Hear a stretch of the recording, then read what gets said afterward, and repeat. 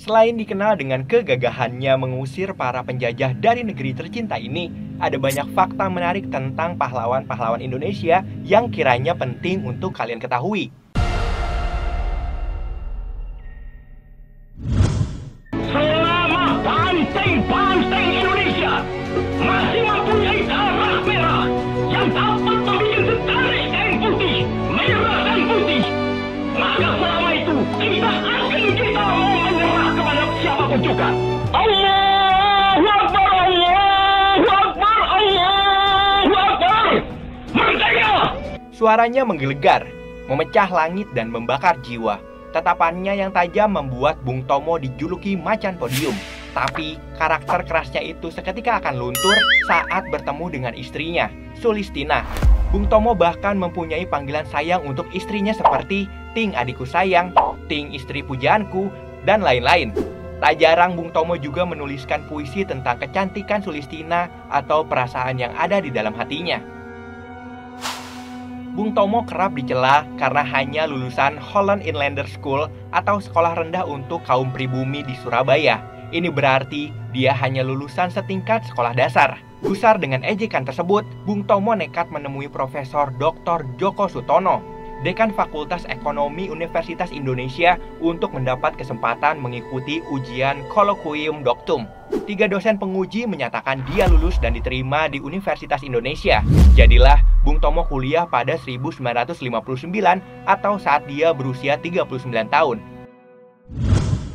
Nama Haji Agus Salim dijuluki sebagai The Grand Old Man, sehingga tak heran jika banyak yang mengenalnya sebagai sosok yang sudah tua.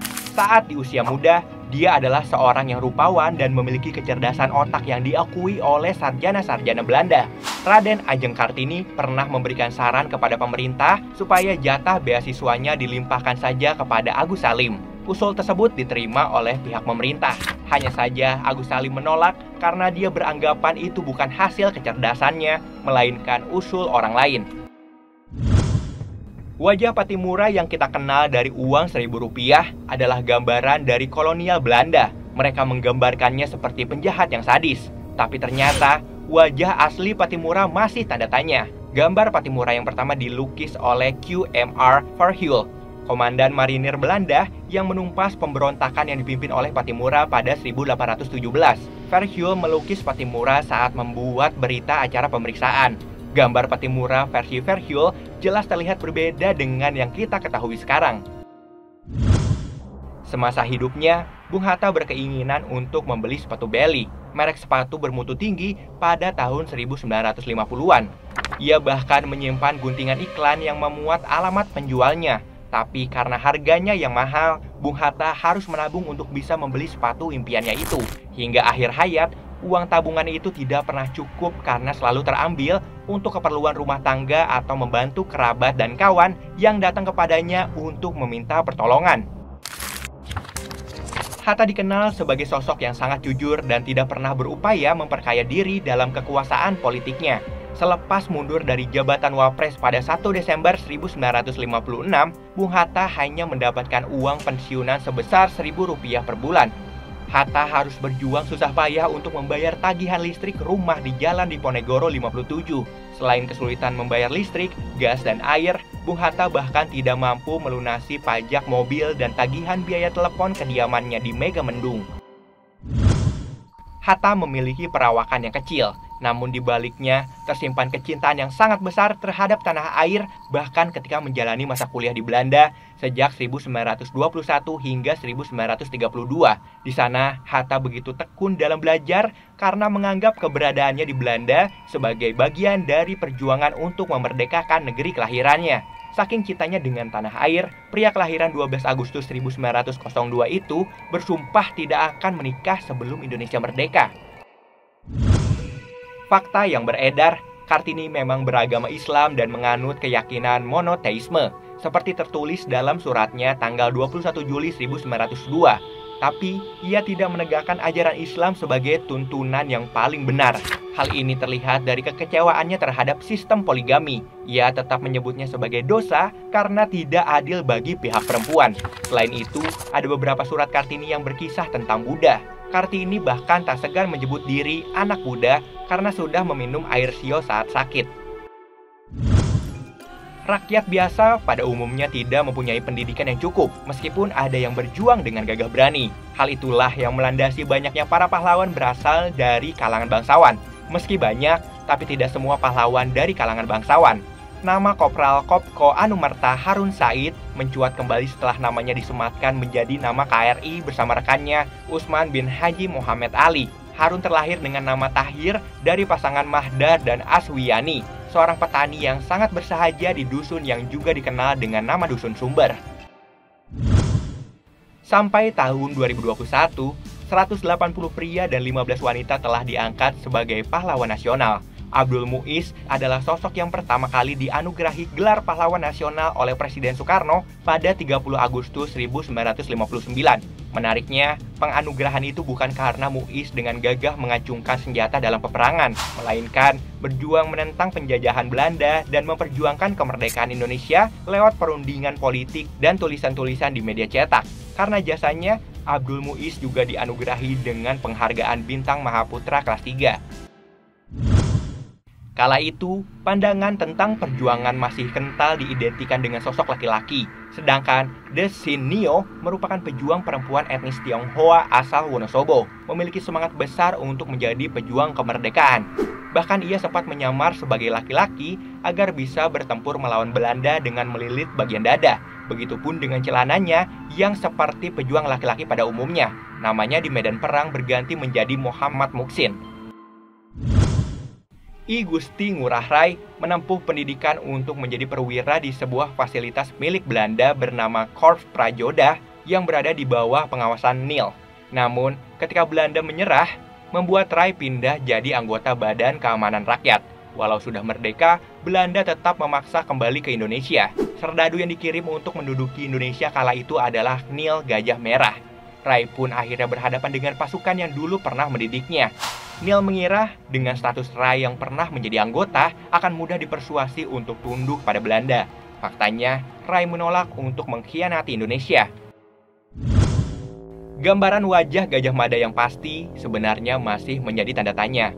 Penemuan terakota pipi di Trowulan yang disebut-sebut sebagai perwujudan wajah Gajah Mada sampai saat ini juga belum terbukti. Wajah Gajah Mada yang dikenal sekarang ini disebut-sebut hanya rekaan Muhammad Yamin, penulis buku Gajah Mada Pahlawan Nusantara. Bahkan, ada kemiripan wajah Gajah Mada dengan wajah Muhammad Yamin. Banyak yang percaya wajah yang disangka Gajah Mada itu tak lain adalah wajah Yamin sendiri. Penglihatan Cut Nyakdin semakin menurun ketika memimpin pertempuran di pedalaman Melaboh. Hal itu membuat pasukan yang bersamanya merasa iba. Pada akhirnya, salah satu anggota pasukan bernama Pang Laut Ali memberitahu Belanda tentang keberadaan Cut Nyakdin. Dari laporan itulah, Belanda bisa menangkap Cut Nyakdin dan membawanya ke Banda Aceh. Pang Laut Ali juga meminta syarat kepada Belanda agar mau merawat Cut Nyakdin, hingga akhirnya Belanda memutuskan mengasingkan Cut Nyakdin ke Sumedang di sebuah rumah milik tokoh kala itu bernama Kiai Haji Ilyas dan bukan di penjara. Terlahir sebagai pria berdarah biru dengan gelar bangsawan dari Kadipaten Paku Alaman, Ki Hajar Dewantara lebih memilih keluar dari istana untuk berbaur dengan rakyat jelata dan fokus berjuang untuk pendidikan Indonesia. Di dalam Taman Sisma tidak ada perbedaan antara yang satu dengan yang lain di dalam tingkatan titulasi. Di usia 40 tahun, pria bernama lengkap Raden Maswardi Surjaningrat itu mengganti namanya menjadi Ki Hajar Dewantara dan tidak lagi menggunakan gelar kebangsawanan.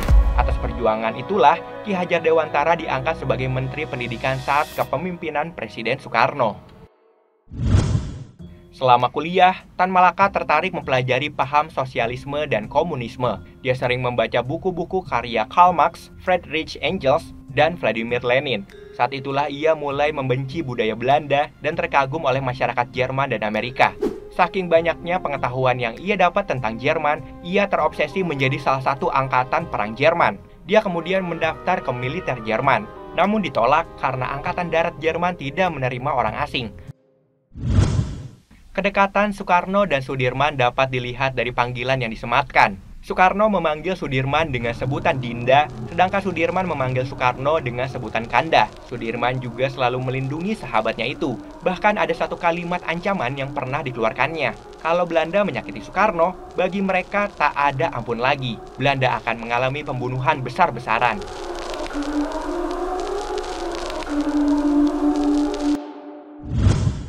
U was toen al nationalist toen u naar die academie ging? Ja, ik kan dat zeer positief beamen. Ik kan zelfs in het algemeen zeggen dat mijn generatie was al nationalist. Jenderal Simatupang menganggap jika presiden menggunakan seragam militer menunjukkan suatu mentalitas hanya orang yang berseragam yang patut dihormati. Seperti contohnya diktator dunia Hitler dan Mussolini yang selalu tampak mengenakan uniform dan tampil secara militeristik. Rupanya Soekarno tak bisa menerima penjelasan Simatupang dan sempat marah karena dia menganggap uniformnya untuk memberikan sebuah citra kebanggaan kepada rakyat yang sudah lama dijajah Belanda. Pada Juli 1965, Pierre Tendean melamar sang kekasih hati, Rukmini. Keduanya berniat melanjutkan hubungan asmara mereka ke jenjang pernikahan. Pernikahan keduanya direncanakan akan diselenggarakan pada November 1965. Naas, rencana pernikahan keduanya harus terkubur dalam-dalam karena Pierre tewas di malam 30 September 1965 setelah mengaku sebagai Jenderal Nasution, tepat 2 bulan sebelum pernikahannya dengan Rukmini. Tanggal 31 Juli 1965 ketika lamaran menjadi pertemuan terakhir Rukmini dengan Pierre. Sultan Syahrir pernah belajar di Fakultas Hukum Universitas Amsterdam yang kemudian pindah ke Leiden School of Indology. Tapi ketika pemerintah kolonial Belanda menangkap Soekarno, ia menghentikan studinya dan pulang ke tanah air pada 1931. Dia tidak begitu mementingkan studinya kala itu, dan beranggapan yang lebih penting adalah bagaimana tiba pada kebenaran yang harmonis dan pribadi sifatnya.